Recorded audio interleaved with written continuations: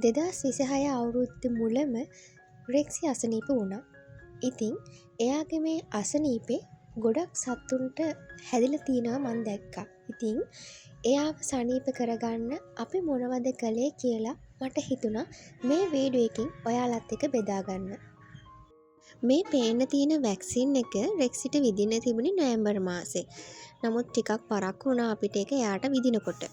ඉතින් ඒක විද්දට පස්සේ පැයක්වත් යන්න කලින් එයා එකපාරට දඟලන්න පටන් ගත්තා. ඊට පස්සේ එයාගේ ඇස් වටේ රතු වෙන්න පටන් ගත්තා.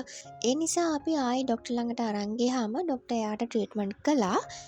ගෙදර එක්කන් ආවට පස්සේ එයා මේ විදිහට තමයි හිටියේ.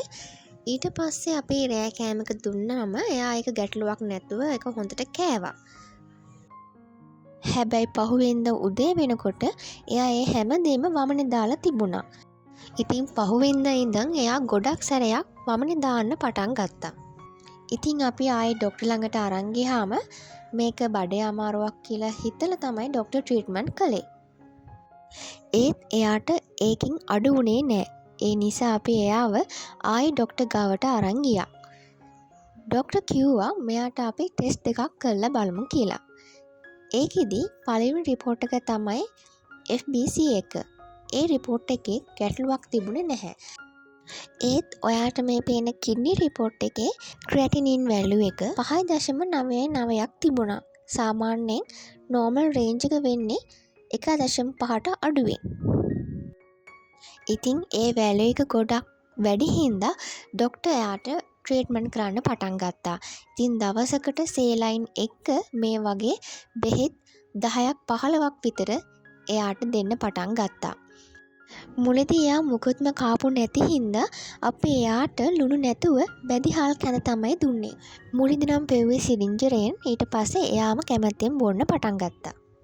කෑම කන්න පටන් ගත්තට පස්සේ අපි එයාට දුන්නේ පොටෑසියම් අඩු එළවලු.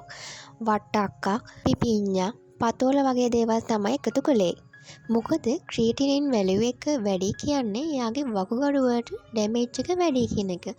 එතකොට ඒ වගේ වෙලාවට අපි එයාගේ කෑමට ලුණු, ප්‍රෝටීන වැඩි කෑම ಜಾති, ඒ වගේම පොටෑසියම් වැඩි එළවලු එකතු කරන්න හොඳ නැහැ. ප්‍රෝටීන දෙනවා නම් අපි දුන්නේ එයාගේ කෑමකින් 30ක් වගේ වෙන්න. සතියකට පස්සේ අපි ආයෙ රිපෝට් එකක් ගත්තා. ඒ වුණාට ඒක එච්චරනම් අඩු වෙලා තිබුණේ නැහැ.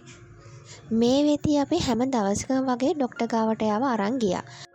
ආයෙ දවස් 3කට පස්සේ චෙක් කළාම 5.5ට තිබිච්ච වැලියු එක 1.8ට බහැලා තිබුණා. ඊට පස්සේ ડોක්ටර් රෙකමන්ඩ් කළා කෑමත් එක්ක එයාට අපිට බෙහෙත් පොවන්න කියලා.